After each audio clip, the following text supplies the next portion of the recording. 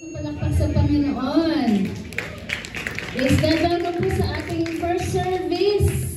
No, I heard na binasa po natin yung story ni David. Nasa 1 Samuel chapter 17, wherein he defeated Goliath. Ayan po pag-uusapan natin ngayong umaga. We are at the second week of David series, Learning from the Seasons of David. Last week po, narinig natin, no, nag-reflect tayo about sa life ni David, kung paano siya inanoy, kung paano siya tinawag ng Panginoon. Amen? Although he was rejected, he was uninvited, pero si Lord ang tumawag sa kanya. Amen? Kaya even if you are rejected, uninvited ka sa family, tandaan mo, tinawag ka ni Lord. Sabihin mo sa katabi mo, tinawag ka ni Lord. So, what good for David, kung ano yung na-develop po sa kanya is his intimacy with God. Kaya while we are in the waiting season, maganda po talaga, good for us, no, that we will be developed in our personal relationship with God. Amen? And maganda kay David, hindi lang sa waiting season niya. In all season of his life, talagang si Lord ang refuge and dependent siya kay Lord. Kaya dapat tayo, no, kahit anong age po tayo, bata o tumanda ka man, we are all dependent on God. Amen? No, so, welcome po ulit. We are on the second week. We will be talking about how to defeat or how to overcome our giants. Ang title natin ay Defeating Your Giants. Amen. Sino may mga giant dito?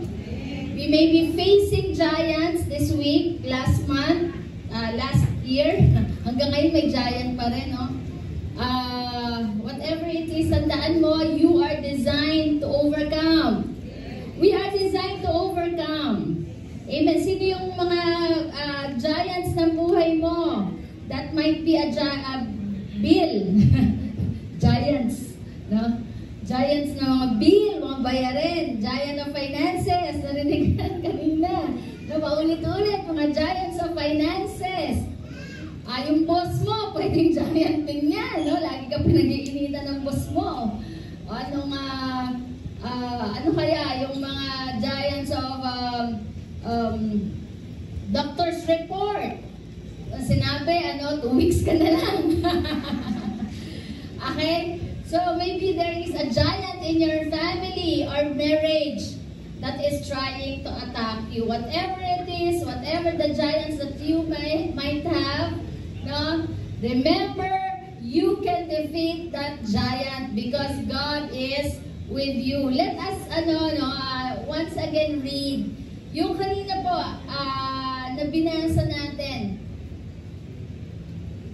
We are aligned, no? Kaya kahit yung mga worship team natin, they know it. Basahin natin. Ma-strengthen po din tayo dito. Now the Philistines gathered their forces for war and assembled at Soko in Judah. They pitched camp at Ephes Damin between Soko and Azekah. Verse 2, Saul and the Israelites assembled and camped in the valley of Elah and drew up their battle line to meet the Philistines. The Philistines occupied one hill and the Israelites another with the valley between them. Ang Philistine po kasi ay number 1 yan, enemy ng Israel. Gusto po silang i-occupy o sakupin ng Philistine dahil maganda po ang Israel. Maganda ang land of Israel. So kahit maliit po ang Israel, talagang maraming nagtatangka dyan na i-occupy. And so verse 4, a champion named Goliath, who was from God, say Goliath, came out of the Philistine camp. He was over 9 feet tall. 9 feet tall. Mataas talaga, matangkad talaga, di ba? He had bronze helmet on his head and wore a coat of a scale armor of bronze weighing 5,000 shekels. On his legs he wore bronze greaves and a bronze javelin was slung on his back. His spear shaft was like a weaver's rod, and its iron point weighed 600 shekels. His shield bearer went ahead of him. Pagka inimagine po natin itsura ni Goliath, talagang intimidating. Na makikita mo pa lang sa itsura niya, sa height niya, kung anong meron siya, no, nakaka-intimidate na, nakakatakot sa tingin pa lang. And Goliath stood and shouted to the ranks of Israel, "Why do you come out and line up for battle? Am I not a Philistine, and are you not the servants of Saul? Choose men and have him come down to me." So naghamon na siya. And if he is able to fight and kill me, we will become your subjects. But if I overcome him and kill him, you will become our subjects and serve us. Verse 10, then the Philistines said, "This day I defy the ranks of Israel. Give me a man and let us fight each other." Verse 11, and hearing the Philistines' words, Saul and all the Israelites were dismayed and terrified. Verse 12, now David was the son of an Ephrathite named Jesse, who was from Bethlehem in Judah. Jesse had 8 sons in Saul's time. He was old and well advanced in years. Jesse's 3 oldest sons had followed Saul to the war. The firstborn was Eliab, the second Abinadab, and third Shammah. And David was the youngest. The 3 oldest followed Saul. Verse 15, but David went back and forth from Saul to tend his father's sheep at Bethlehem. Makita po natin si David, no, his heart was a servant. No? Yung 3 niyang kuya na andun sa labanan, pero siya inutusan siya para magdala ng pagkain. Ano na natin, i-fast forward na natin doon sa, hindi naman nakikitsika si David. Nung na-provoke, na dahil sa narinig niya, dahil si Goliath, ini-insulto niya na po yung Diyos ng Israel.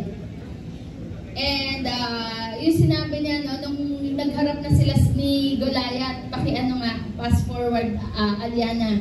Yung sinabi niya, yung dineclare niya, that I'm going to fight you in the name of my God. Sige. Yeah, David said to the Philistine, you come against me with sword and spear and javelin, but I come against you in the name of the Lord Almighty. Sabi niya, Lord Almighty, the God of the armies of Israel, whom you have defied. Amen. This is the best declaration, announcement, no, every time that we face our Goliath or our giants. Lahat po tayo dito sa room na ito, may mga sarili-sarili po tayong giants. But the question is how we will gonna face our giants. We need to have a right attitude. Ang maganda po kay David, kaya pinag-aaralan po natin yung buhay niya. Kasi si David, no, hindi naman siya agad warrior. Hindi naman siya agad naging sundalo. Meron siyang training. May training po si David. At yung training na yan, sabi na, hindi kasi yung training yan, yung lion, yung bear. Totoo naman po. But more of that, siya po ay babad sa presensya ng Diyos. No, kaya sabi niya, hindi niya sinabi, I come against you with my muscles or arms. He come against, sabi niya, I will come against you in the name of my God. Kaya yung giants po natin, haharapin natin yan sa pamamagitan ng pangalan ng ating Diyos. Not by might, nor by power, but by the Spirit of the living God. And remember, no, may maraming David dito. Naalala ko po nung last week, hindi ko po nabanggit, no? Sa second service ko po nabanggit. Sabi ko, Lord, how can I, kasi yun ang binigay na message sa akin ng Panginoon, yung life ni David and his intimacy with God. Sabi ko, Lord, how can I present this? How can I preach this to the people that they may understand and receive? Sabi ng Lord sa akin, i-preach mo lang. Kasi kailangan nilang marinig because I am searching for a man and woman after my own heart. Amen. Amen. So, ang sikreto po talaga, we are partnering with God. We we are developing our personal relationship with God. Amen. Kung sinamahan ni Lord si David, sasamahan ka din ng Diyos. Amen. Sa mga giants mo. Amen. Whatever kind of giants you may have today. So, ito pong 1 Samuel 17 is a story about how to kill a giant. And this is a profile of David or a profile of a giant killer. Kaya nga, ang sarap po makamarinig. Hindi lang masarap mapakinggan, kundi this is the truth. No, that we can be a giant killer. Sabihin mo sa katabi mo, you can be a giant killer. Maybe ano yan, sa trabaho. No, yung dream, yung mga challenges sa life mo, sa pag-aaral, research mo, ano pa, thesis yan, bayarin, house and lot, business, lahat ng mga mountains natin, no? Yung mga malalaking bagay, mga imposibleng bagay sa buhay natin na kinatatakutan natin. Pero pagkasama mo si Lord, you can attain, you can achieve it. Amen. So let us go back 3,000 years ago to a valley called Elah. Ito po ngayon, ang tawag po ngayon dyan ay Tel Aviv in Israel. Itong area po na to, region in Israel, ay tinatawag na Shephelah. On one side of the valley, the army of Israel was camped on the mountain ridge. They are ready to fight. On the other side naman, harapan sila, Philistine army. Nagkakampo po sila doon. So ang Philistine's army was big and powerful. Kaya huwag kang magtaka kung yung hinaharap mo ngayon ay big and powerful. Amen? No? Yung mga dinarap natin na malalaking bagay at nakakatakot, yan ang gusto ni Lord. No? Kasi bakit? We will depend on Him. Amen. Everyone knew that a big battle was about to happen in that valley. So that the valley is the battle. Remember the battle. Sabihin mo battle. Ang battle po ay nasa valley. Pag sinabi mong valley, mga anak, yung mga nasa dyan, social studies yun, o Pilipino ba? Ang valley nasa ilalim, lambak yun eh. Diba ang mountain, mataas yun. Pero yung valley nasa baba. Kaya kung nasa valley ka, kung nasa battle ka, no, remember your God. Andyan yung battle talaga. So the faith is in the valley. The faith, your faith must increase or you must practice, you must operate in faith when you are in the valley. Oftentimes we think faith is on the mountain top. Diba? Isip natin, pag ang faith natin nandoon sa laging taas. But faith is in the valley, yung sa time na ikaw ay babang-baba ka na. Amen. So the Philistine army came up with this idea, kanina po nabasa natin, na imbis na sila ay maglaban, no, armies to armies, may bloodshed, thousands of soldiers ay maaring mapatay. So, sabi nila, ganito na lang ang challenge, magpadala kayo ng greatest warrior. In the middle, yung representative mo, yung representative namin, representative nyo, maglalaban tayo sa valley, ito ang challenge, no? Mamili kayo, Israel's greatest warrior, and the two of them can fight. At kung sino man ang manalo at mapatay, sila ay magiging alipin. Yan ang usapan, di ba? Anyone who win will, or anyone who lose shall serve the other nation. So alam niyo po ba, Satan is, kasi usapan nila mag-occupy ng territory kung sino man ang manalo, tama? Si Satan din po is at the territory of our family. Satan wants our territory. No? He wants the territory of our family, of our purity. He wants the territory of your mind. He wants the territory of your marriage. He wants the territory of our children, our businesses. No? Gusto tayong i-occupy ni Satanas. No? Kaya nga, ang greatest warrior talaga natin, tumapat, si Jesus. Balikan natin yan, di ba? Si Jesus. Siya yung nag-represent sa atin. Tama? Para maki-fight in the battle. And once and for all, sabi ng Bible, He died for us. He died for us at walang pangalan na inilagay sa silong ng langit na ikaligtas ng sanlibutan, kundi ang tanging pangalan ni Jesus. Siya ang nakipag-battle at the cross, and Jesus overcome. Amen. So balikan lang po natin yung life ni David, no?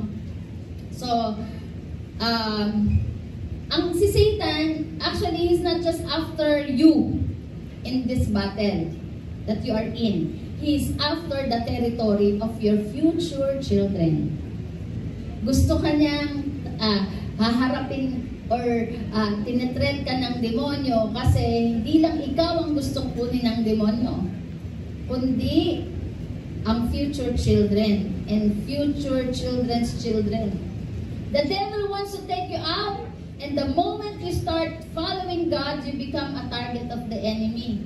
Tandaan mo, the moment na nag-decide ka na maglingkod kay Lord, nag-commit ka kay Lord, nagiging target ka na ng demonyo and your family.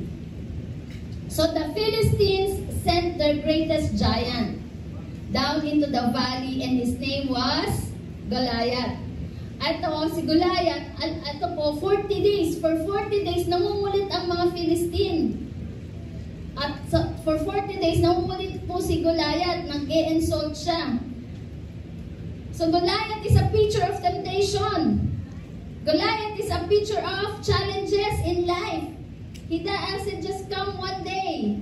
Hindi lang isang araw, hindi lang dalawang araw, kundi every day. No, nag-i-insult, namumulit. Anong temptation sa buhay natin? He doesn't just come in the morning, He comes in the evening, He comes in the next day, and the next day. Ganun yan, for 40 days, He would come to insult you, to insult your God. Like Goliath, He insulted Israel. No? Tapos, naghahamon siya, send someone to fight with me. Send out your greatest warrior.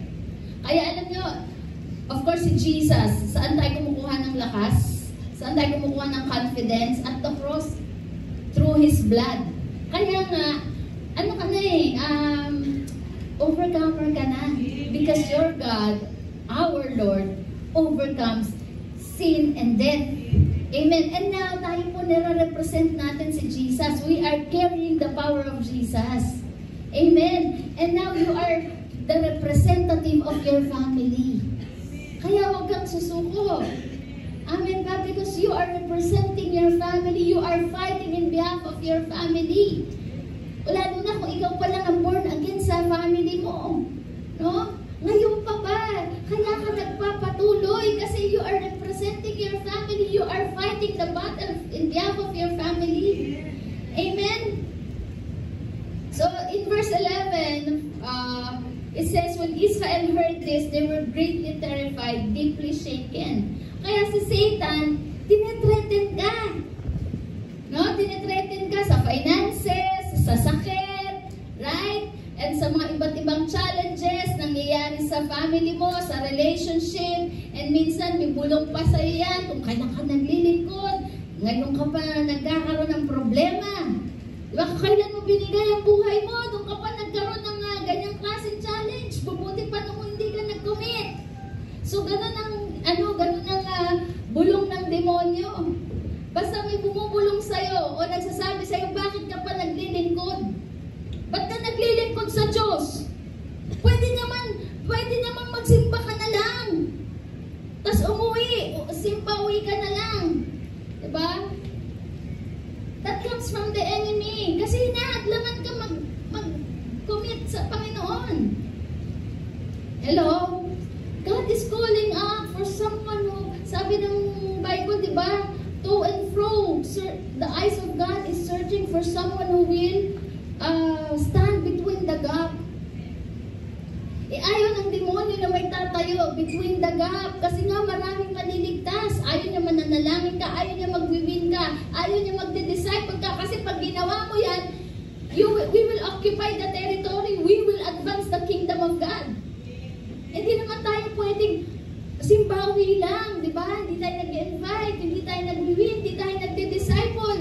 Paano matutupad yung Great Commission ni Lord to go, win, and make disciples of all nations? Amen. Idea ng demonyo na ano na lang tayo, attender na lang tayo. Hindi tayo nag-share ng gospel. Kasi if we do not share the gospel, if we will not disciple, the devil will disciple this generation.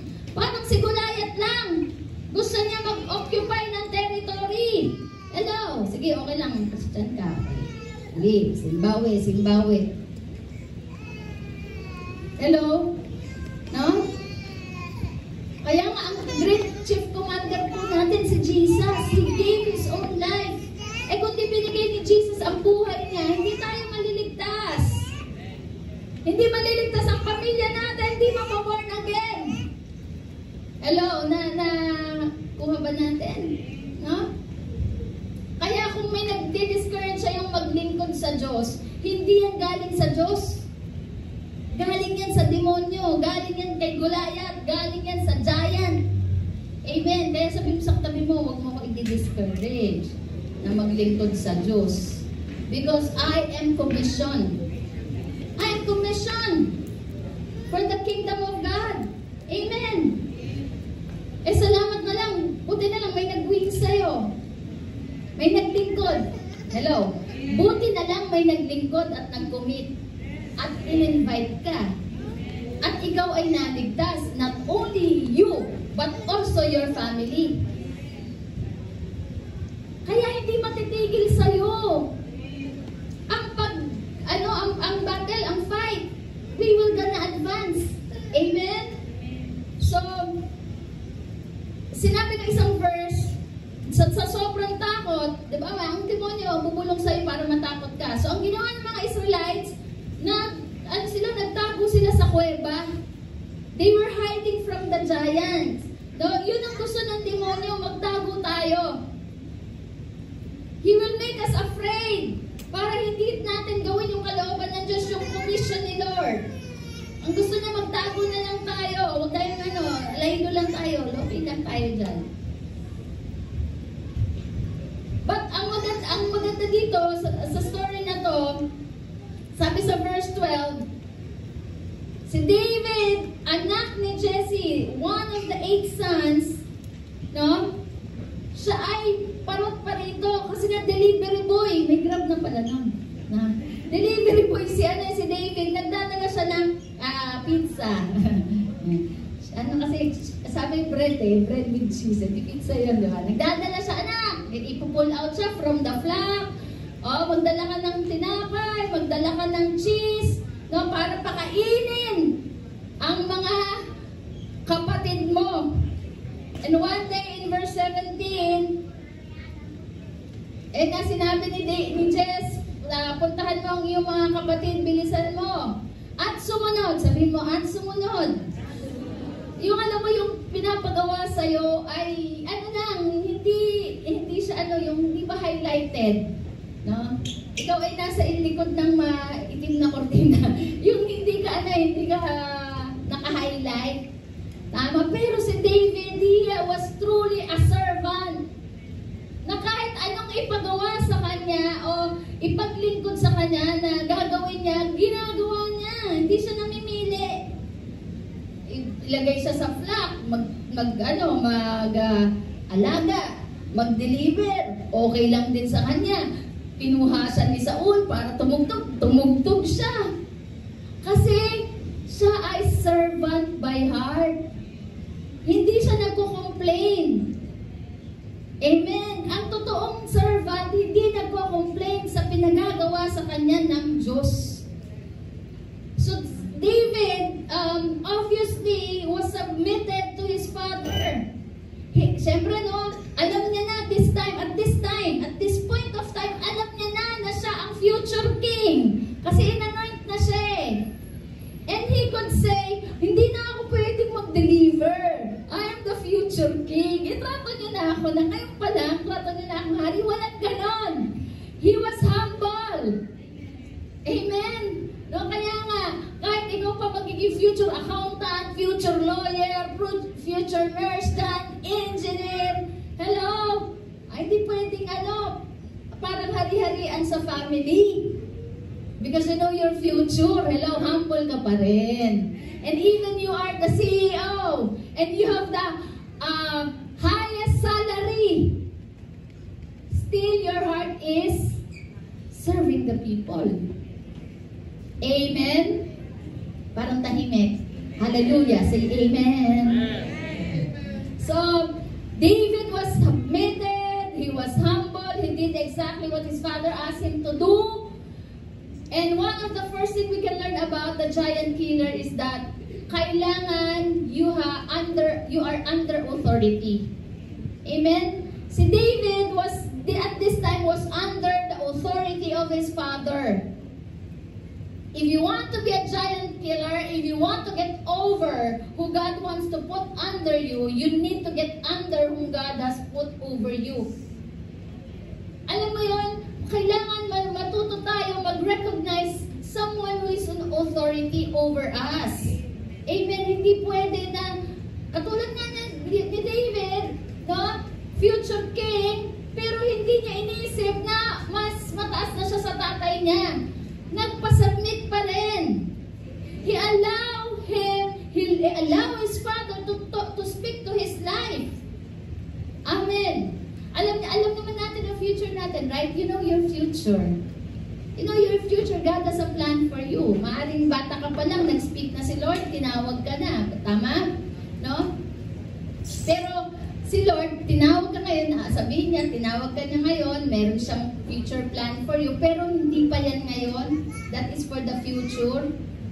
Preparation pa lang ngayon. Kasi bakit? Sinishape niya yung heart mo to be humble. Amen? No? So, you need to get under whom God have given to you. Amen? If you want to get over, if you want to take out some giants, you got to be under authority. The question, is there anyone who can speak into your life? Meron ba sa buhay mo na inaalaw mo na magsalita sa buhay mo, mag-correct sa'yo, no? Mag-mentor sa'yo, magturo sa'yo? Amen? Nakakatuwa po mga network leaders natin. Dati primary ang tawag natin sa kalangay network leaders. Most of them are professionals. May teacher, no, may mga talagang may engineer, hallelujah, accountant, tama. Pero napaka-humble po. Mayroon pa, may edad sa akin, senior citizen. No, yung aking bangus. Senior citizen. No. Pero alam niyo po, they are humble. Na magpaturo, nakikinig po sa akin, kahit wala na si Pastor Alan, they are so humble to receive and to be corrected. Tama? Bawal ang chest na yan, ha? Hindi na mag-chest. Hallelujah, nga, hindi na nag-chest. Masyado. So, you must allow someone to speak to you, to rebuke you, to correct you, to empower you, to teach you. Amen? Ang teachable na tao, humble yan. At ang teachable na tao, madaling mag-grow kasi he is allowing someone to speak to his life. Kahit na parang it seems na mas mataas ka pa, mas professional ka pa, tama, mas mataas pa yung pinag-aralan mo doon sa leader mo. But, you know, God has put that person into your life. Siya ay iyong propeta. Siya ay iyong Nathan, siya ang Samuel mo ng buhay mo, siya ang Jesse ng buhay mo. May mga iba kasi na they don't want to, yung undercover ba? Yun yung mga may rebellious heart. They do not want anybody to speak to them. Yung, don't tell me what to do, I'm not going to church, I don't want to follow anyone's authority. Yun ang mahirap po i-disciple, yung nagre-resist. So, maganda po talaga tayo kasi ang ating ang pattern natin, ang leader natin, di ba? Si Jesus.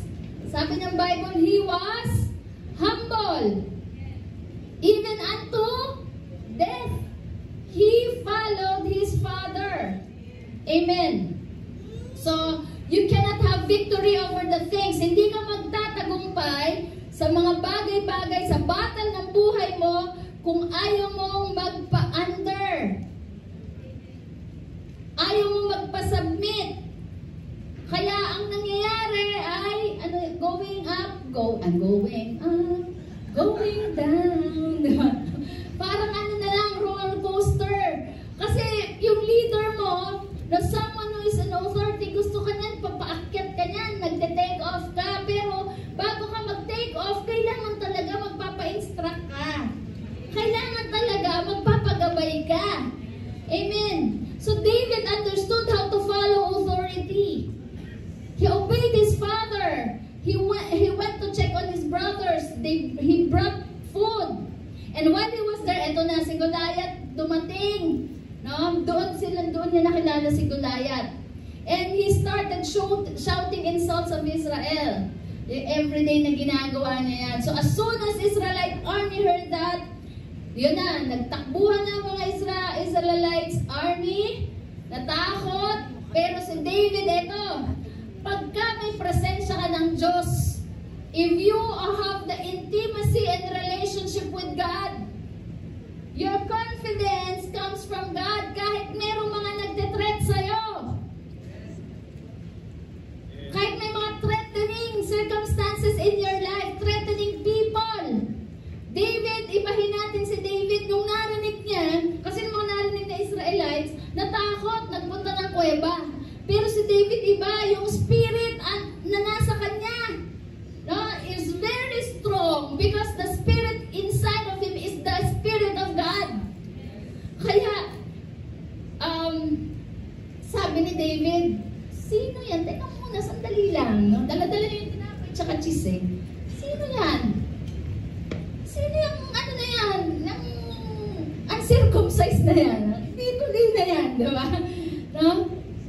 At ang sabi ka nun, naririnig na, na-overheard niya, merong gantimpala.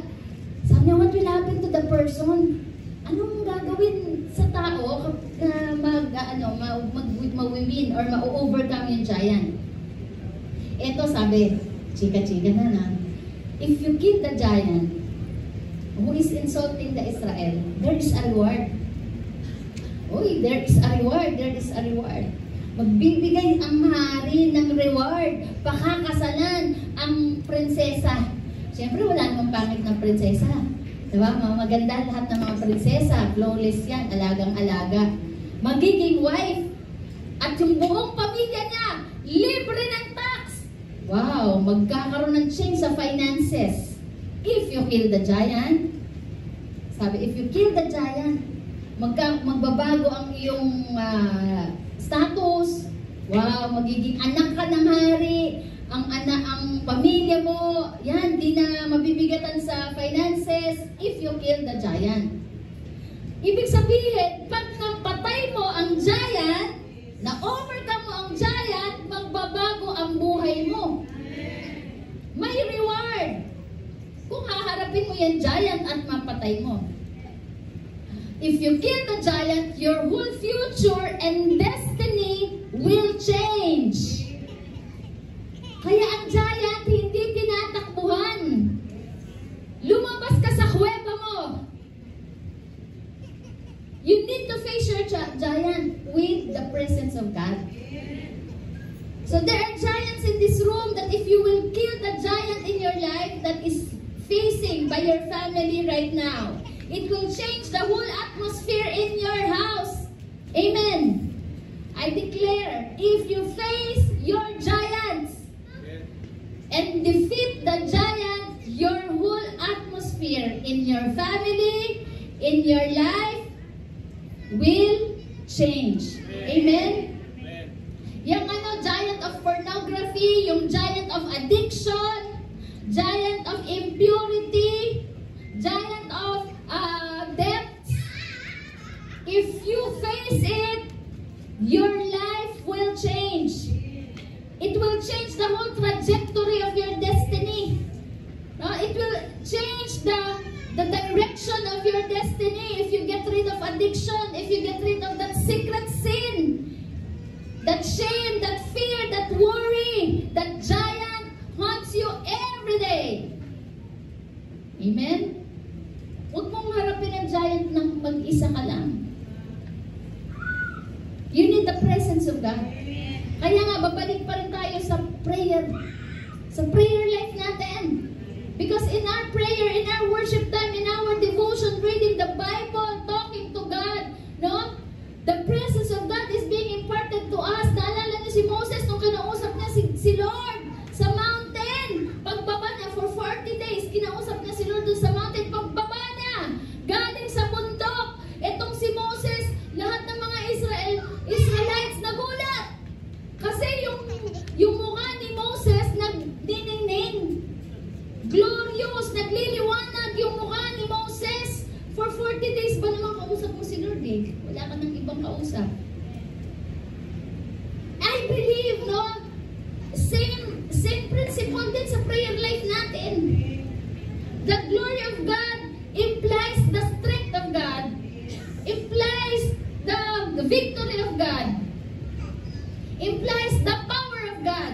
Kaya pag prayerful ka, nag-spend time ka talaga ng moment with God, His presence, His power, His glory, His wisdom shall be imparted to you.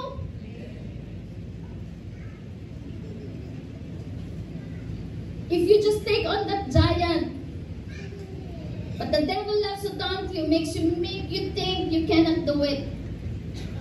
No? Gusto ng demonyo na isipin natin tayo, hindi ko kaya yung giant na yan. Hindi ko kaya yung giant sa building. Wow, Lord. Church building. Diba? Kaya tayo, kanya-kanya tayo, iba-iba yung giants natin, diba? Pero, habang dun pa lang sa maliliit na yan, sa bear ka pa lang, nasa lion ka pa lang, nasa gulayan, tapos masusunod pa. Alam mo si David, meron pa siyang mga pinatay na giants. Tingnan nyo ha, sa 2 Samuel 21, verses 15-22, makikita yan eh. After defeating Goliath, David and his warriors fought against other giants. Meron pang pinatay si David na mga giants. At hindi lang yun. Nakapag-produce pa siya ng mga giant killers. Yun ang maganda. Pag giant killer ka, magpaproduce ka ng giant killers din. Amen. So, the giants in our lives, gusto niya na isipin mo na hindi mo kaya. You are unqualified. No? Pero ang response ni David, sabi niya ganon, si David, ang description niya sa kanya, medyo maangas, yung, may angas no? Kasi parang kay Denisa sa personal niya yun, hindi yung galing sa kanya, na, isip niya na kaya niya. Kundi, yung sa sarili niyang lakas. Kundi kaya siya malakas ang loob, confident siya, because he knew that God will come with him. Kasi dun sa lion and bear, sinamahan na siya eh. Kaya sabi niya, who is this uncircumcised Philistine? David was brave, he had confidence, and sabi niya, sino tong uncircumcised na to? Sabi niya, I'm gonna fight against him. Amen. Sino magsasabi ngayon, umaga, no? Hindi ko natatakbuhan yung giant ko. Haharapin ko na. In the name of my God. Amen? So these are the important things that we could learn from the life of David. But before I continue, let's bow our head and pray. Father, we thank you so much. We honor you, Lord. At this time, you are the God of Abraham, Isaac, and Jacob. You are the God of David, Lord, who empowers him, who empower us, Lord God, to face our giants and to defeat our giants. Our God is mighty to save. Our Almighty God, powerful, glorious, and nothing. You are undefeated.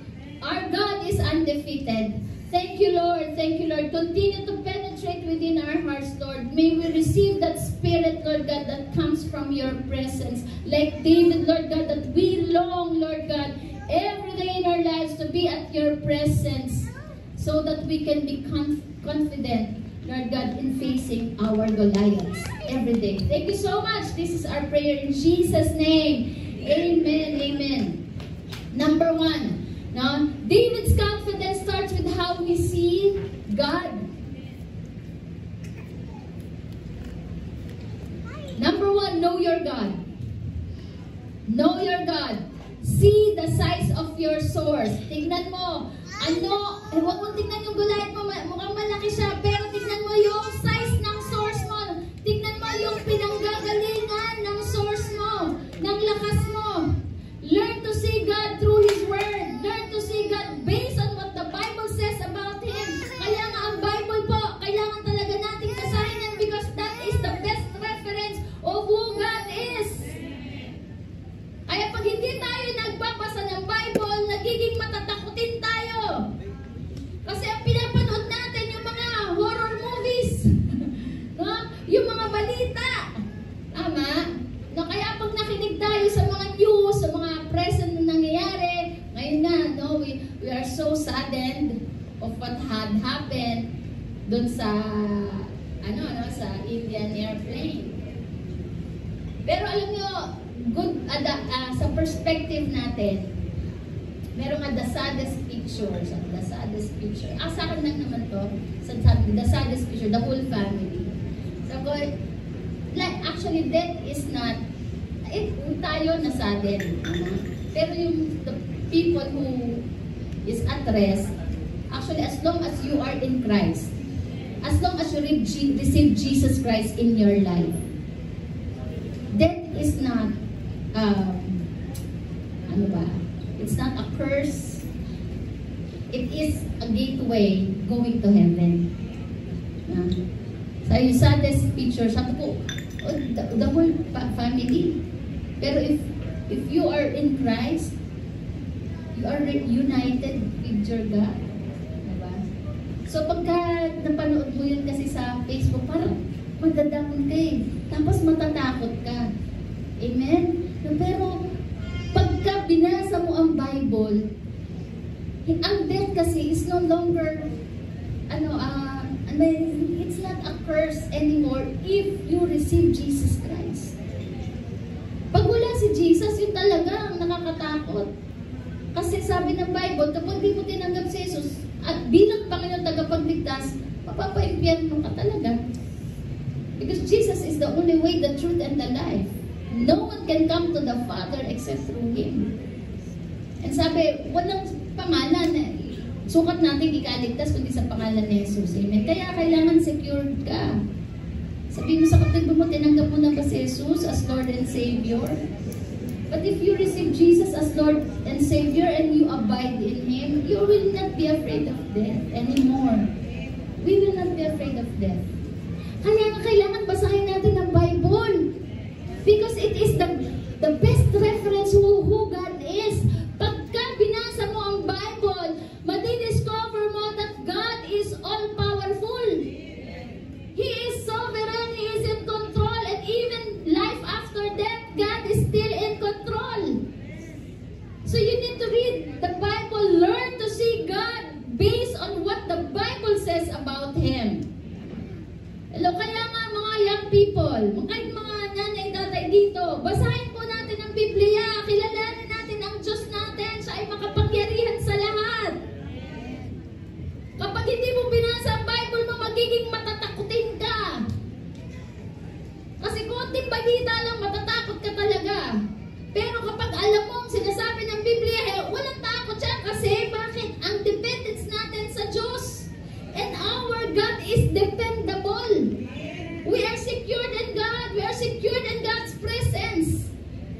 Lahat ng meron tayo dito, walang security yan. Kahit yan, diploma, certificate, bahay ng mansyon, sasakyan, kahit Tesla pa yan. No? Sasakyan na walang driver ngayon, di ba? Uy, safe ako dito. Sino nagsasabi sa'yo? Alam mo yung ako, nasabi na secured ka. Tama? Naalala nyo yung wildfire noon? Puro mansyon. Ang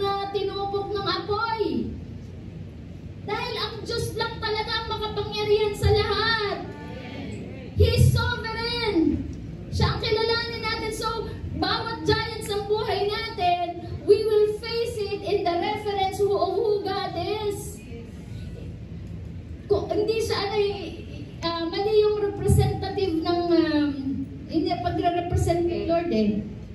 No? He is not dead. God is not angry. God is not bad. He is not weak. He is not. That's not the truth because our God is alive. Sabi mo, God is alive. And He is looking for people who are willing to call on Him for help. Amen. Naghahanap siya. Gusto niya tumawag ka sa Kanya. Huwag kang mag-depend lang sa experience mo. Huwag kang mag-depend lang sa alam mo. Kahit matagal ka na sa ministry, kahit ilang taon mo nang ginagawa ang pag-win at pagde-disciple, call unto Him. The Lord is searching everywhere for giant killers. Yung i-assist niya ba? Yung i-empower niya.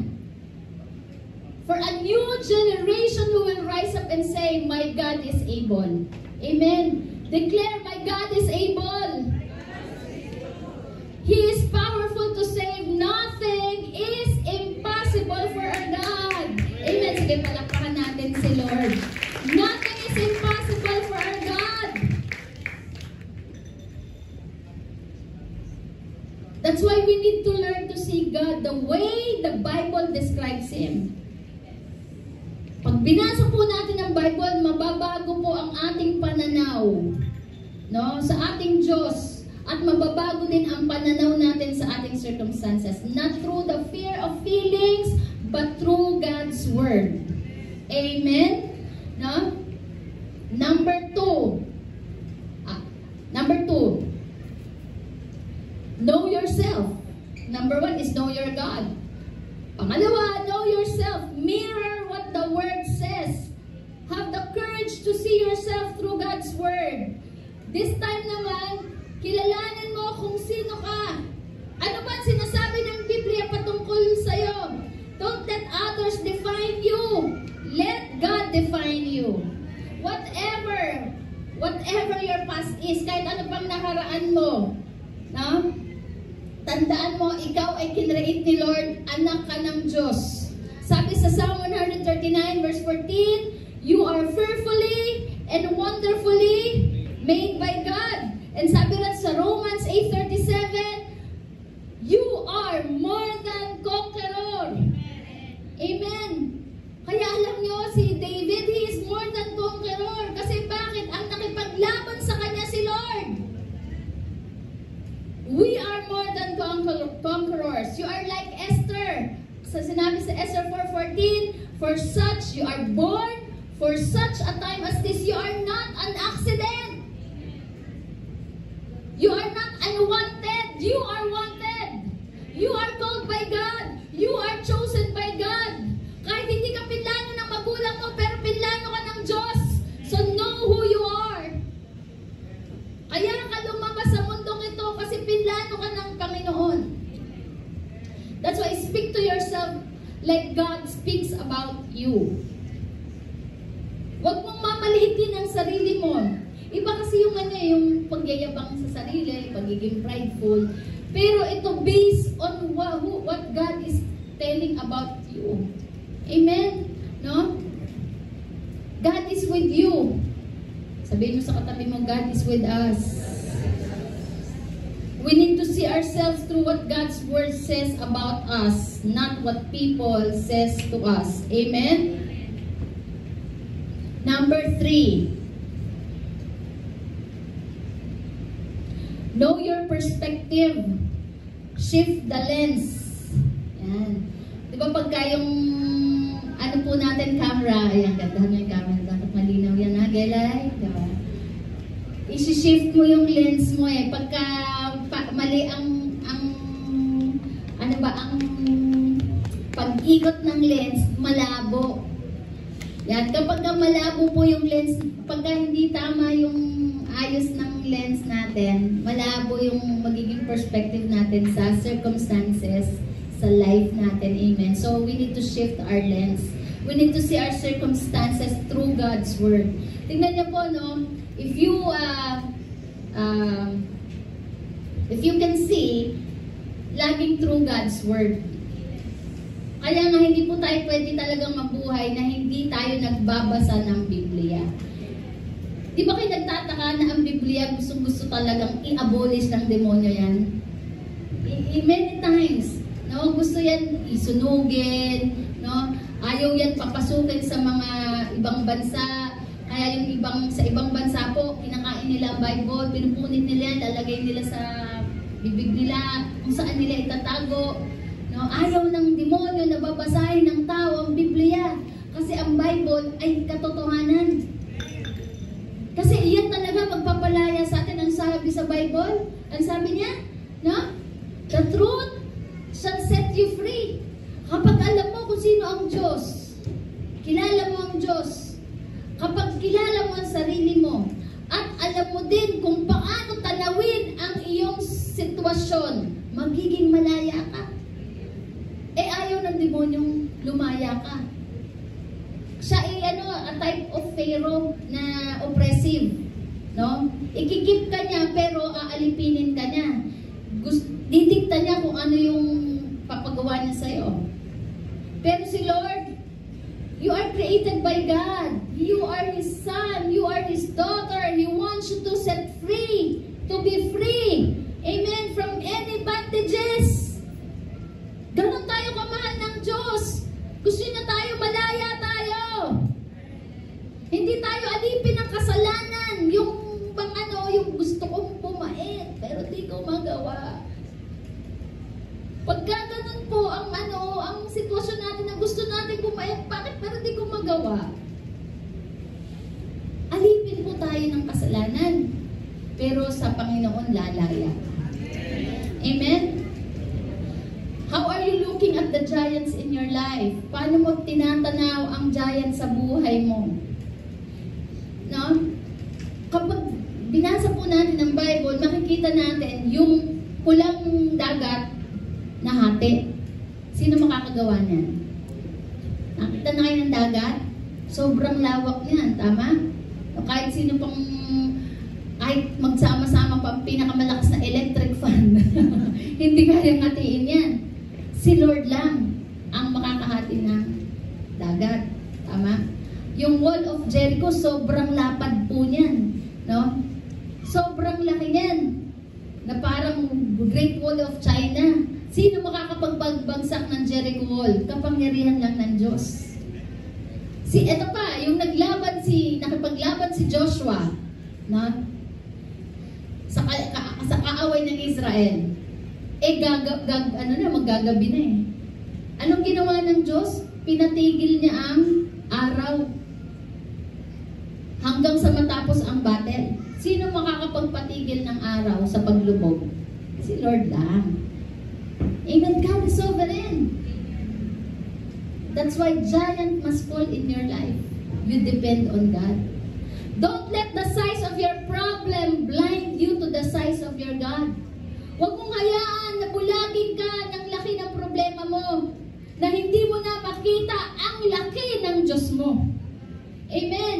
Kaya sabi sa Mark 11:23, speak to the mountain and it will be moved.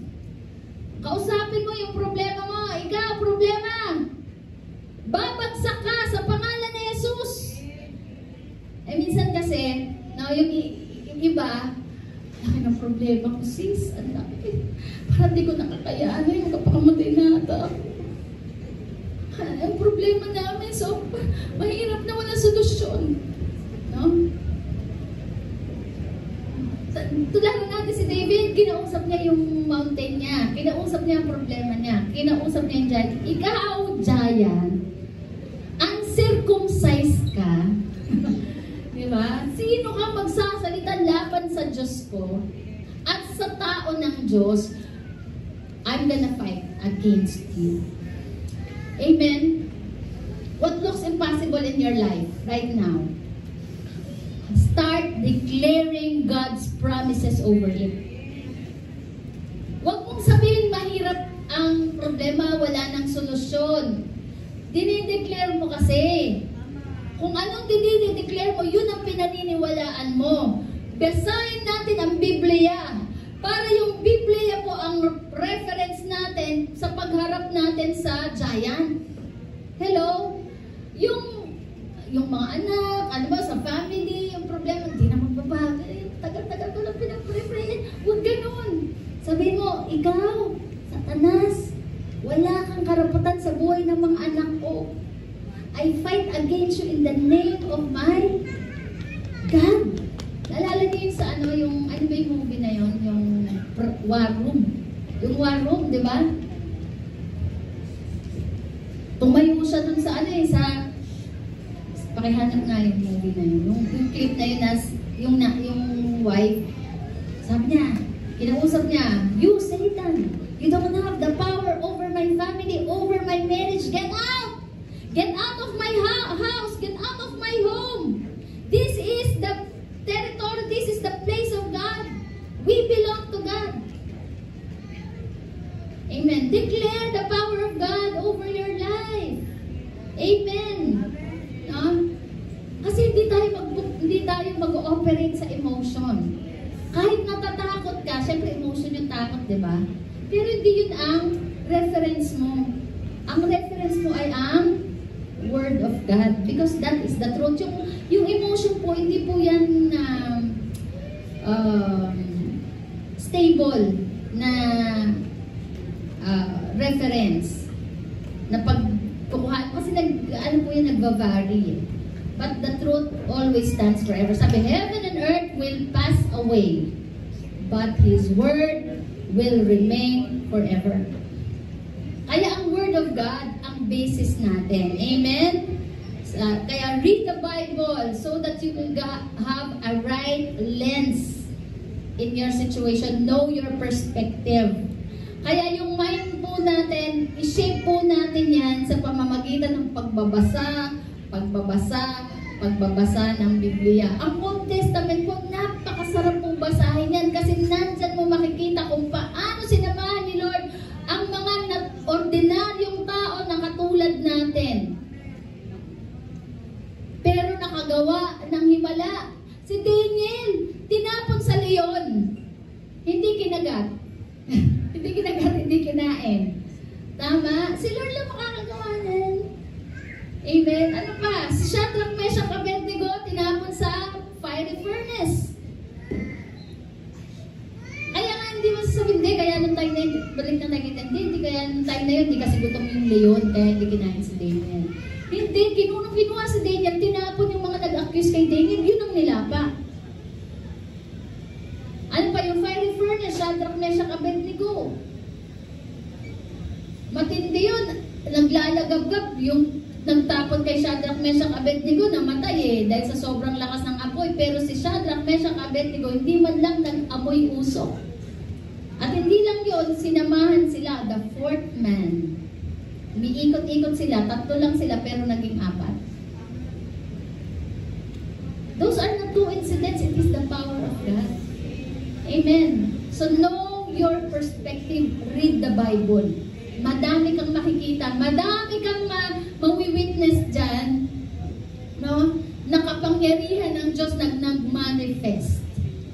Na yan po ay magiging reference natin sa present situation natin because our God is the same yesterday, today, and forever.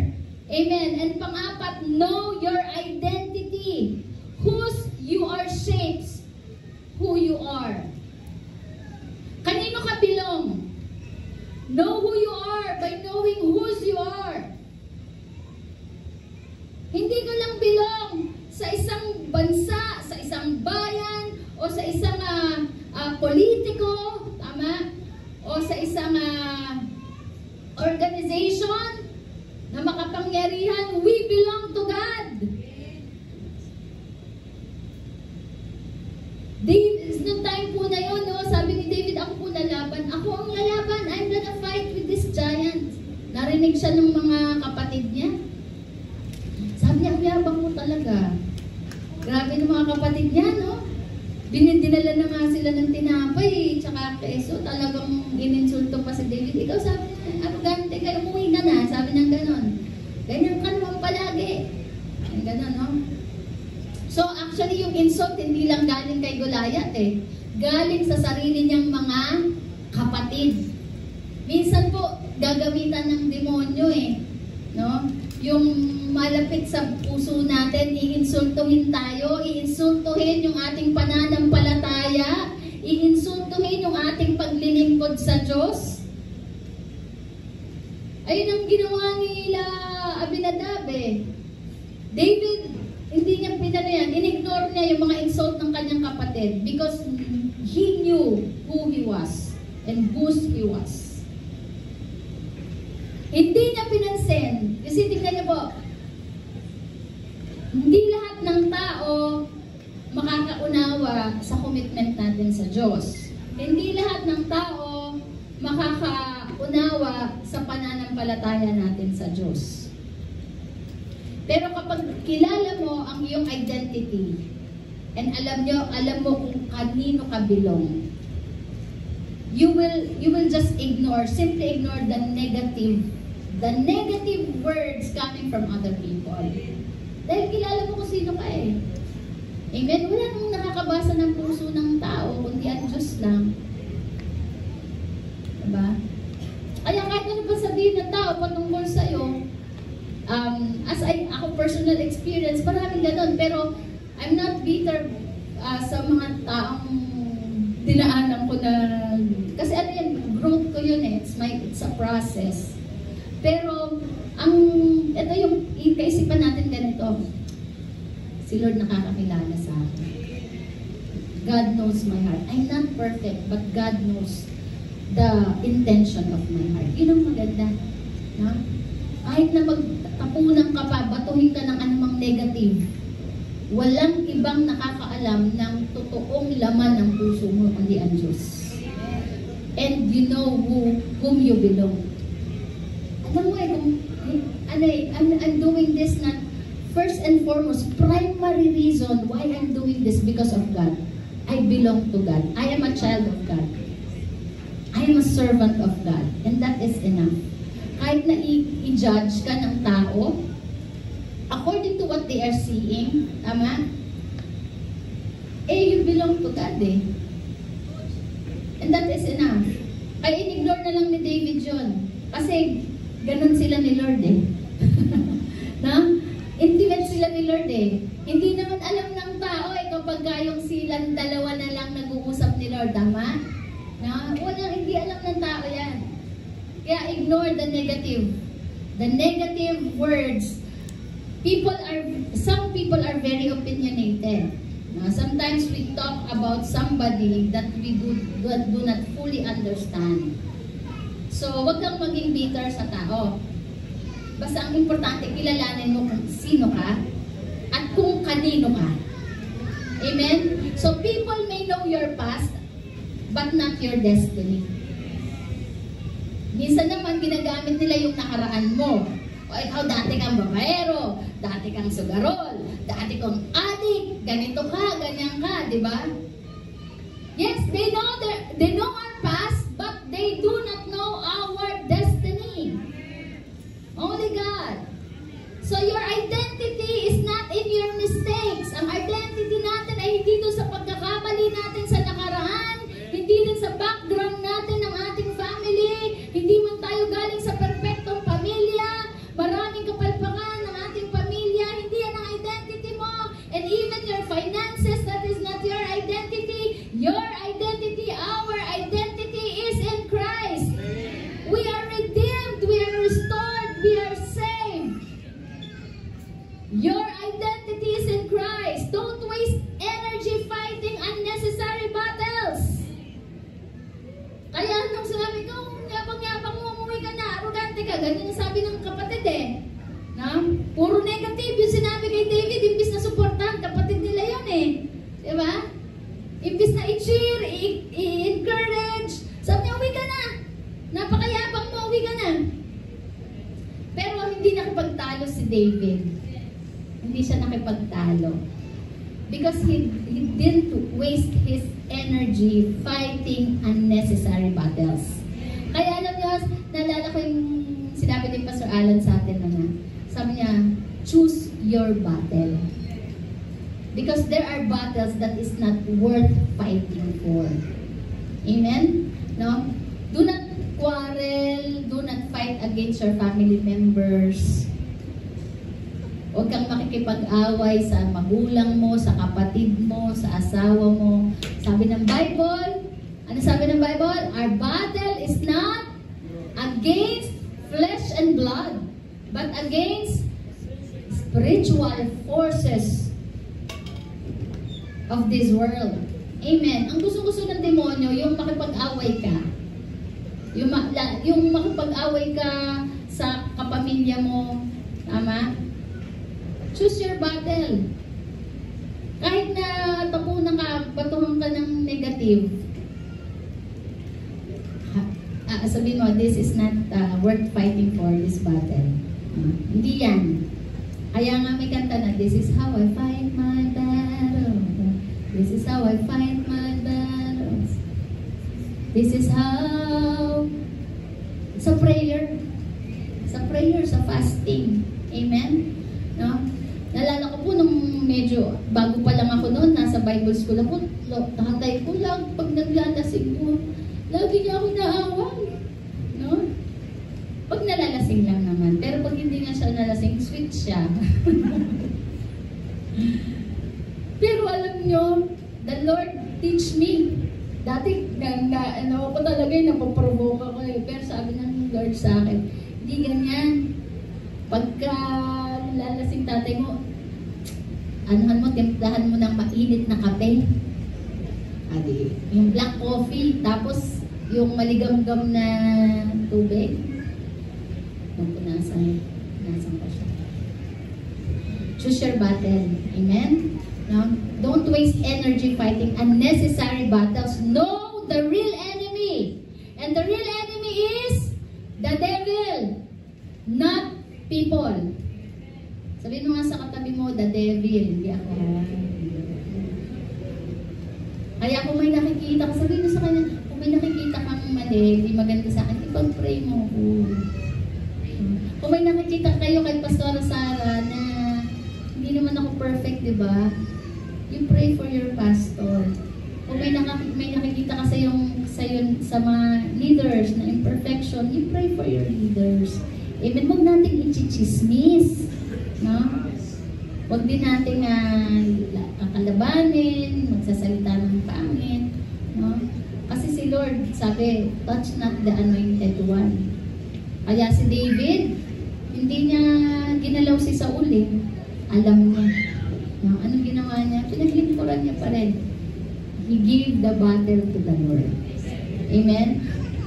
Number 5, know your testimony. Fuel up with faith history. Balikan mo paano ka tinulungan ni Lord. No? Just pause for a moment. Pause for a moment. Alalahanin mo, remember your victories. Ano yung mga past victories mo? Ano yan? Sakit? Finances? Diba? No? Yung dati mong buhay na hindi ka host, diba? Ang hirap-hirap ng buhay. Pero nung sinamahan ka ni Lord, nagtagumpay ka, kaya ngayon, ang ganda na ng buhay mo. Right? No? Yung mga little victories mo, mga little battles mo noon na napagtagumpayan mo. Remember those things. You need to remember your victories. You need to remember what God had done for you and through you in the past, because what He did back then, He can do it again. Balikan mo.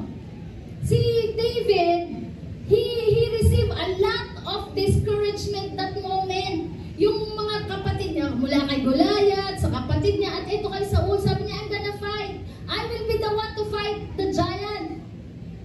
Sabi ni Saul, ayaw mo ba yan? Expert yan sa war. Ang haba na ng karanasan yan sa digmaan. Ikaw, bata ka pa lang, batang pastig ka. Paano mo tatalunin yung giant? No? Pero ano sabi ni David? He told about his past victories with lions and bears. Kaya tayo, alalahanin natin paano ka sinamahan ng Diyos. Never forget those victories. Kaya, yung mga testimonies ba yung sa mga estudyante, ang noon, hirap na hirap talaga akong mag-graduate, parang talagang ginagabang ko na, hindi ko na alam kung paano ko makakagraduate ng college, pero nakagraduate, sinamahan ako ni Lord by His grace. Hello! Eh, binabalikan ko yun eh. Yung mga sa finances namin, yung dating pangarap lang na magkaroon ng bahay, ngayon may bahay na kasi sinamahan ni Lord. Noon nga sinamahan kami, ngayon pa kaya? Nung nawala si Pastor Alan with 6 children at the church, mag-6 na taon na, sinamahan ako ni Lord, ngayon pa kaya? Balikan mo ano yung mga ginawa ni Lord sa'yo. Na mga imposibleng bagay, mahihirap na bagay, na parang akala mo hindi ka na makaka-breakthrough, hindi ka makakatawid, pero nakatawid ka. Remember your victories. What God did before, He can do it again. Stop remembering your shame. Sabi niya sa Isaiah 54, you will forget your shame. Kalimutan mo na yan. Start remembering your testimony. Paano ka sanamahan? Paano ka nakalaya dyan sa kaso na yan? Paano ka pinagaling ni Lord? Imposibleng gumaling ka pa, pero ngayon buhay ka. Pinagaling ka ni Lord. Pinaka-imposible. Yung mga imposibleng bagay. Ngayon pa ba? Pambayad ng kuryente, pambayad ng tubig, pambili ng bigas. Ang liit na bagay. Pero nung, imagine those impossible things na sinamahan ka ni Lord. Amen? Sa Revelation 12:11 sabi, di ba? They overcame Him. They overcame Satan. They overcame the devil by the blood of the Lamb and because of the word of their testimonies. Paano tayo makaka-overcome? Through the blood of Jesus, number 1. And through the word of our testimonies. It means, remember, kaya ang testimony, hindi lang yan para marinig ng iba. Kundi ikaw mismo para marinig mo ang sarili mo na pinapaalalahanan mo na ikaw, sinamahan ka ng Diyos doon sa most difficult and most impossible situation of your life. And don't let the devil remind you of what God already forgot. Yung mga ang bait talaga ni Lord eh. Ang bait-bait ni Lord. No? Ang demonyo, papaalala sa'yo yung mga nakaraan mo. Tama? Yung mga pinagagawa natin noon. Ipapaalala niya yan. Pero huwag mong hayaan na ipaalala sa'yo ng demonyo yan kung na yan ay kinalimutan na ng Diyos. Ang bait ni Lord. Kinalimutan na ni Lord yung past mo. Kaya nga sabi sa 2 Corinthians 5:17, anyone who is in Christ, sabi nyo, anyone who is, lakasan nyo naman with power and conviction. Imagine mo, yan ang nagbigay sa'yo ng kalayaan. Anyone who is in Christ, he is a new creation. The old has gone. The new has begun. So wala na, kaya nga sabi din sa Bible, sa Romans, sabi, there is therefore no condemnation to those who are in Christ Jesus. Wala nang condemnation sa lahat ng nakay Kristo. Kaya wala nang pwedeng mag-condemn sa'yo. Kahit nasabihin pa sa'yo kung ano ka nung nakaraan, ano yung ginawa mo nung nakaraan, tandaan mo si Lord, kinalimutan na yan. Yan ay nilinis na ng kanyang dugo.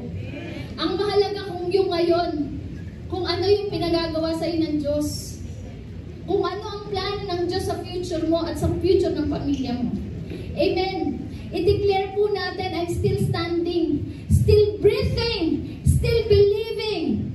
So the game is not yet over.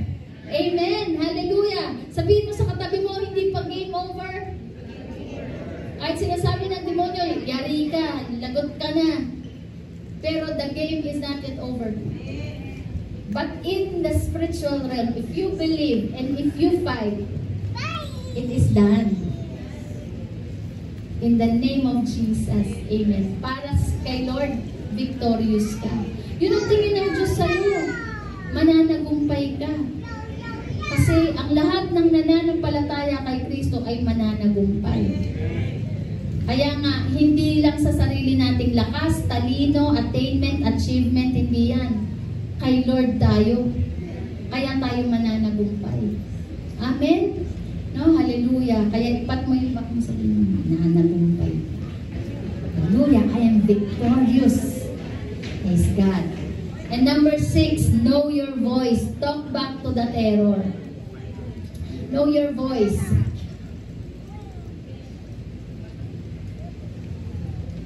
Talk back to your giants. Kausapin mo, don't let the giants do all the talking.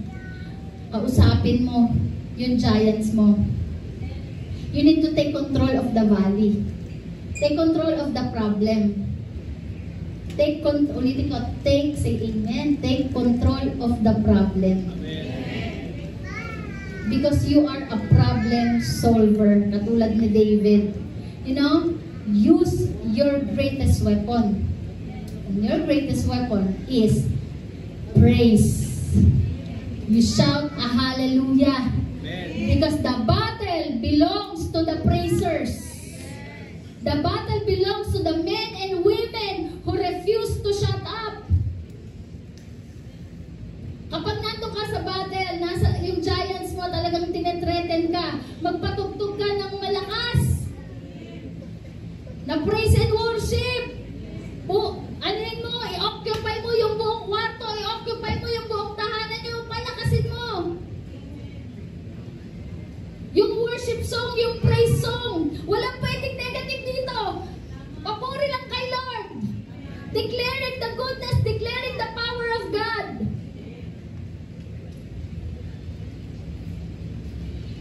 Itaas natin yung praise natin na nagsasabing God is greater than our Goliath. My God is stronger than our Goliath. And I am not defeated. Ano yung kanta na yun? I'm gonna sing in the middle of the storm, louder and louder. Let me hear my praises roar. I'm gonna sing. Yan.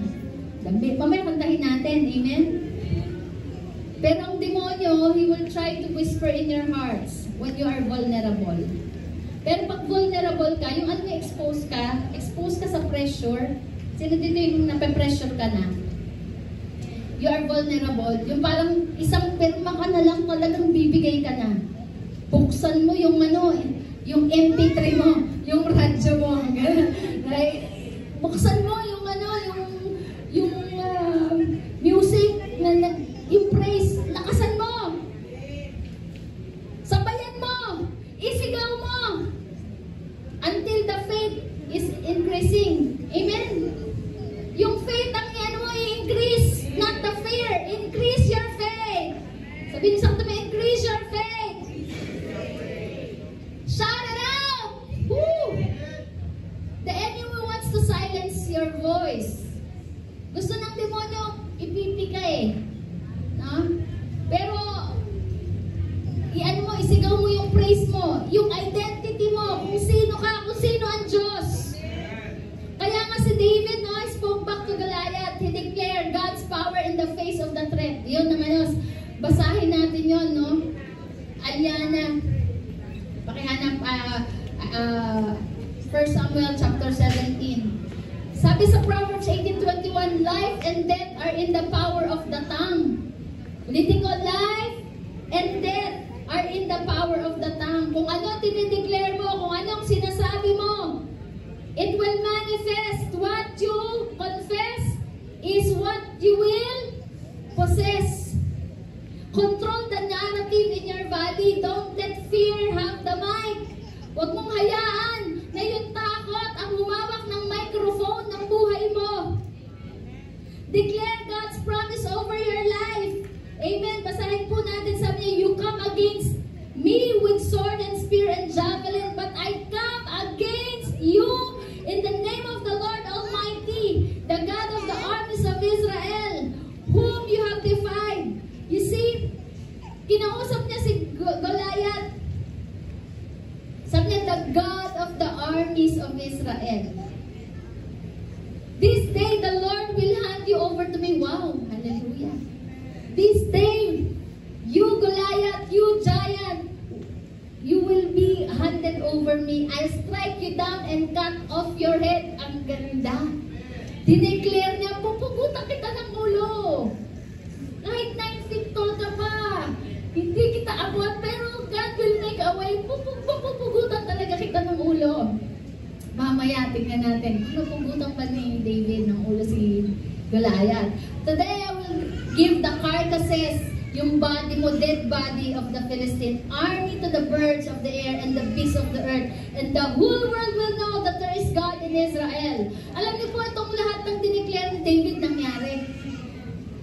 And all those gathered here, ito, and all, say all who gathered here will know that it is not by sword or spear, not by might nor by power, that the Lord says, for the battle is the Lord's, and He will give all of you into our hands. Hallelujah! Praise God. Sige, palakpakan po natin si Lord. Grabe si David. Ang hugot niya talaga dun sa kanyang intimacy with God.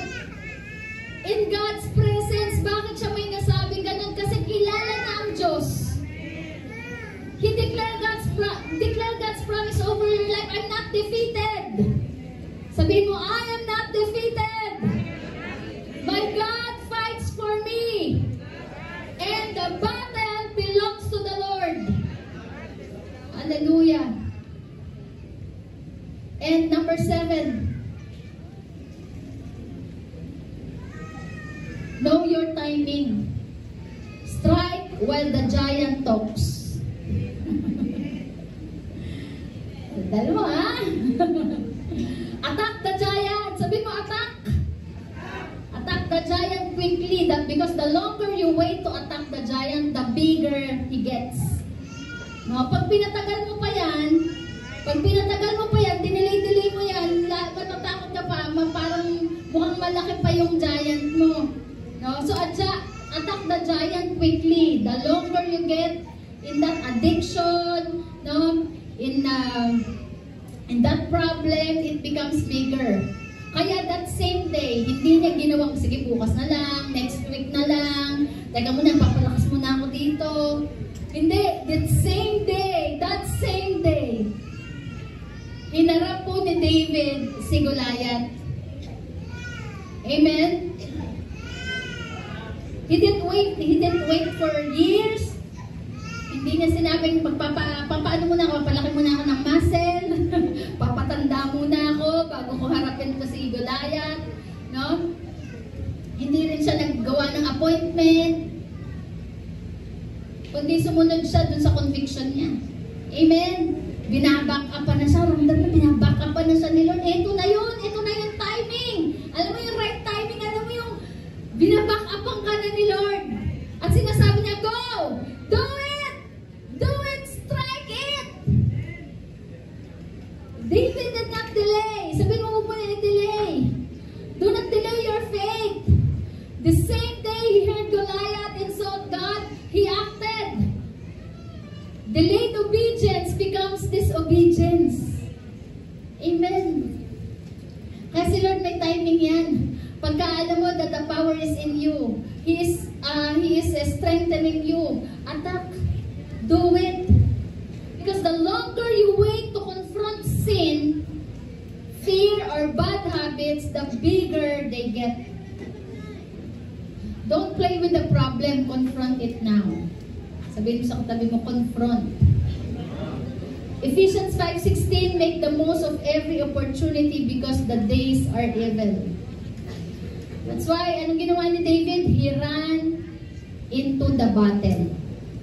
He ran into the battle and he released the stone. Habang nagsasalita si David, kinuha niya yung stone, inikot-ikot niya na yung kanyang sling, tsaka niya na-release back.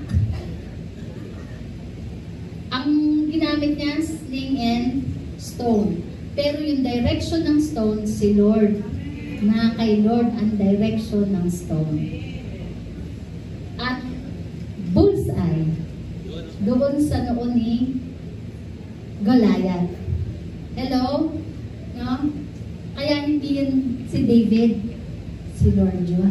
si Lord John. Amen. You just need to release your faith. And then, the Lord will give the direction. And He will give the victory. And last, know you're finished. Don't just win, end it. Sabi mo, end it. Amen? Cut the giant head off. Ito na. Nung tumama na yung bato sa ulo ni Goliath, bumagsak. Patay kaya yun? Patay na kaya? Minsan rin nung binabasa, kaya ito si Goliath, namatay na, baka nahimatay lang. Malamang, baka nahimatay lang, di ba? Hindi nga, kaya hindi pa siya talaga nagbunyi eh. Hindi siya nagkampante na, patay na, okay na. Hindi, lumapit siya. Lumapit siya kay Goliath. Kinuha niya yung sword. Sinigurado niya na tapos talaga ang laban. Kaya hindi tayo papakampante na, ay okay na to. No? We need to finish it. Sabi ni Lord sa Philippians 1:6, He who began a good work in you, He is faithful to complete it. Amen. You are a finisher. Sabihin sa katabi, you are a finisher. God wants you to finish strong. He doesn't want you to finish defeated. He wants to finish you as victor. He wants you to cut the head of that worry, that fear, that addiction in your family. God is with you. He is for you. He has anointed you. He has given you the grace where He guides, He provides, He directs, He protects. And the giants you're facing right now will be defeated. Amen? So, ang ginawa ni David, kinuha niya yung sword. He cut off the head of the giant. Don't just knock the problem down. Finish it off. Amen. Tapusin mo na, yung utang na yan. Huwag mo sabihin, magal na, okay. Ano yan, bait na ako. Pero may natira pa pala, finish it. As in, wala. Cut it off. Sabihin mo sa katabi mo, cut it off. Amen. Yung addiction, cut it off. Hindi na po ako naglalaro ng ML eh. Burahin mo na yan. Cut it off. Sabihin mo sa katabi mo, cut it off. Hindi po, break na po kami. Hindi na po kami nag-text. I-block mo na lang yan. Cut it off.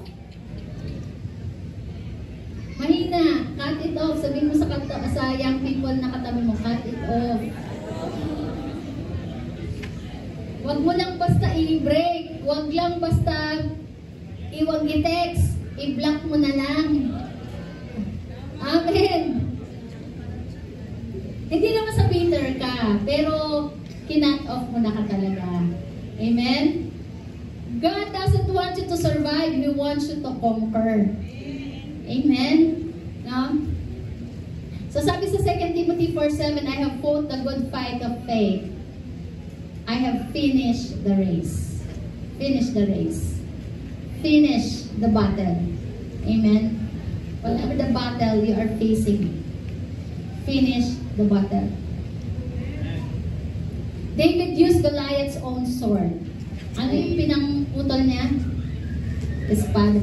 So I cannot imagine si David noon ng time na to. Sabi ko, syempre, higante yun eh. Di syempre, ang laki din ng sword nun. Pero nabuhat ni David. The determination, hindi pwede, nahimatay ka lang, naghihimatay-himatayan ka, ha? Diyari ka sa akin. Siguraduhin kung deaths ka. Siguraduhin mong patay na yan. Padyayan sa buhay mo. Amen? Baka naghihimatay-himatayan lang yan. Siguraduhin mong putol ang ulo. Kaya nung tinaas ni David, yung ulo na lang ni Goliath. Nung tinaas na yung ulo ni Goliath, nagsigawan na ang Israelites. And sumugod sila. Amen. You know, our victory, hindi lang yan sa atin. Hindi lang tayo mag-benefit yan, but our whole family. The whole community, the campuses, the young generation, the students, no, our whole nation will benefit on our victories. Amen. You are David. You are David. Allow God to shape you. battle. Ang future ni David ay maging hari. Tama? Pero hindi agad siya kinurunahang hari. Pinadaan muna siya sa bear, sa lion, kay Goliath. Allow the Lord to process you through your battles. Have a right perspective. Amen. Huwag kang magreklamo, huwag kang mag-complain. Huwag kang maging bitter, huwag kang manisi ng ibang tao. Amen. Know your God. Know yourself. Know your perspective. Know your identity. Hallelujah. You have a future like David. We have a future like David. But before that future to manifest, you need to go through the process. The process might be hard. It is a battle. You need to fight. Alam niyo yun, yung habang dinadaan ka sa process ni Lord, sineshape niya yung heart of a warrior. Yung heart that depends fully on God. Amen. Whatever your age is, hindi natin pwede sabihin, may edad na ako, hindi na yan sa akin. No. Ang heart mo, no, ang sineshape ni Lord, warrior ka. Si Caleb nga nakipaglaban 85 years old. And nanalo siya. He was able to conquer. Tandaan mo, habang may buhay pa tayo, we are conquerors. No retirement in the Lord. Amen. No retirement. Sabihin mo sa katabi mo, walang retirement. Habang nabubuhay pa tayo, meron pa tayong gagawin. May gagawin pa tayo. We are fighting in behalf of our families. Unang-una yan, pamilya natin. Mga kamag-anak natin. I'm not just talking about material possession, acquiring materials, kasama yon. Pero number 1 po nating binabattle, buhay, tao. Amen? But remember, the Lord is with us. The Lord is with us. Sabihin mo sa katabi mo, the Lord is with us. We are conquerors. We are more than conquerors. Jagians, we are more than conquerors. We are more than conquerors. We are more than conquerors. Amen. We are more than conquerors. It's not by might or by power. It's not by our own experience. It's not of our achievements, past success. It is God. It is God. Babalikan lang natin yung mga past victories natin in order to remind us na sinamahan tayo ng Diyos. You know, our battle must be God-centered. God-centered. Amen? You declare, I am a child of God. I am more than conqueror. The battle belongs to Him. The giant will fall, and I will move forward in faith, and I will finish strong. Amen? Tayo tayong lahat. Hallelujah. Praise God.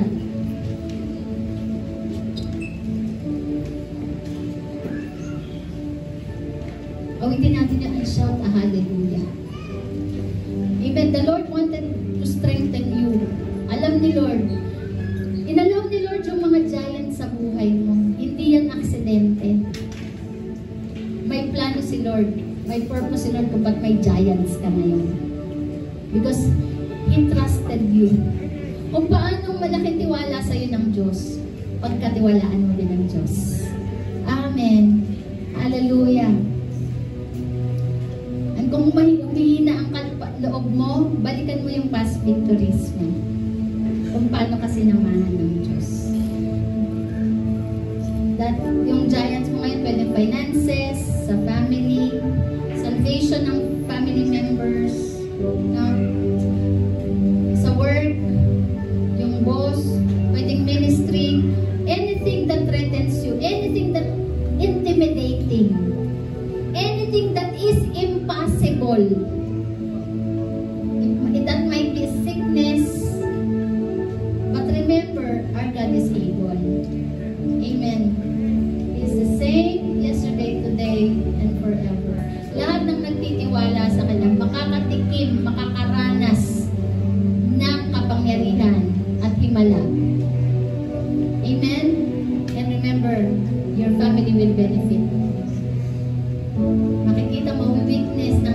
knowing that God is able. Hallelujah! Palakpakan natin si Lord. Hallelujah. Pwede ba rin, ano mo muna, Aliana, yung I'm a child of in closing declaration before we sing the song. Sabay-sabay po natin, with all conviction and faith.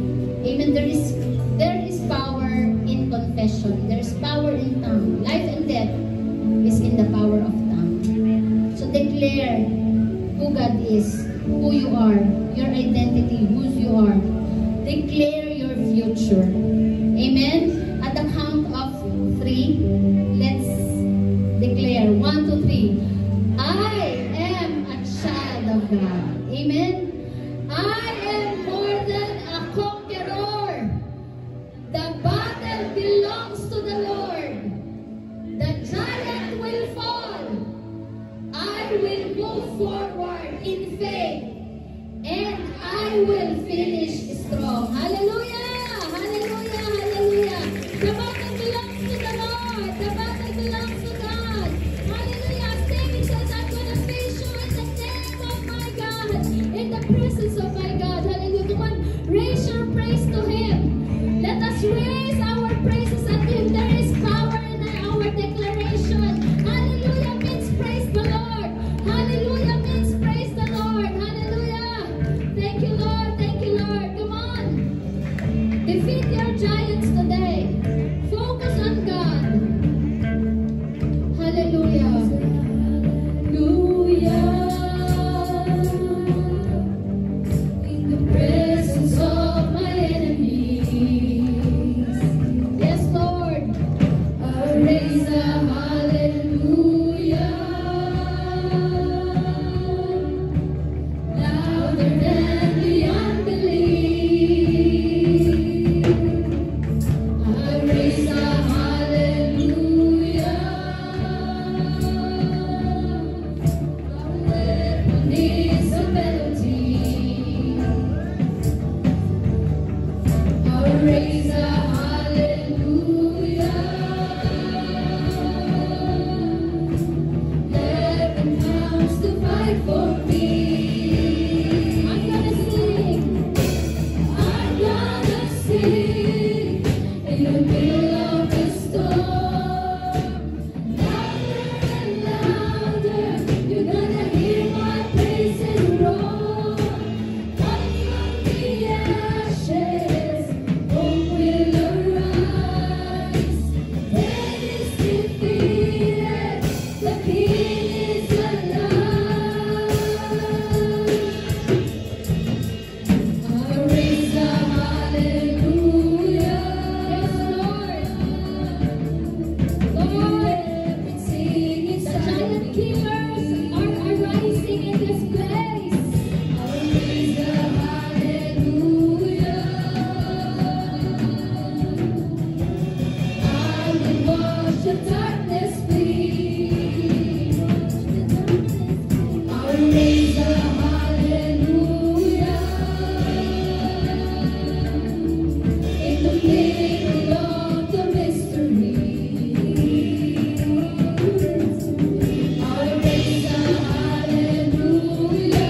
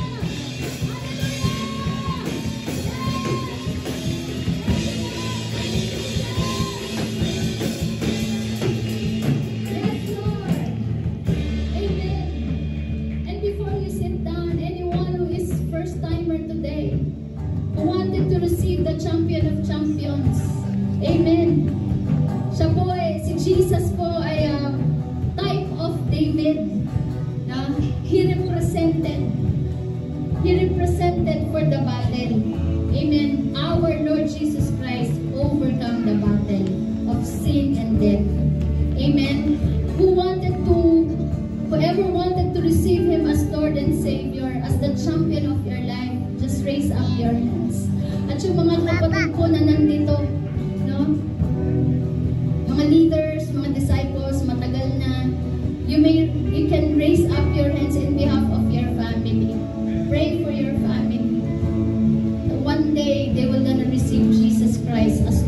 Savior.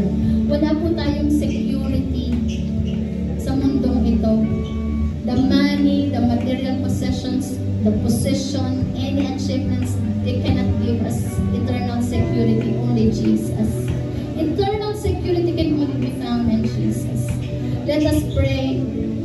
Just follow this prayer. Lord Jesus, you are the champion of champions. Thank you for representing the battle.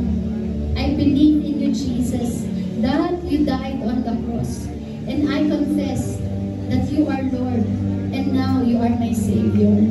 Thank you, Lord, for bringing forgiveness in my life. Cleanse me and wash me with your precious blood. And from now on, Lord, I will be your follower. Thank you for your forgiveness, and thank you for giving me eternal security. I claim it, and now I am a child of God. And now I am a conqueror. This is my prayer in Jesus' name.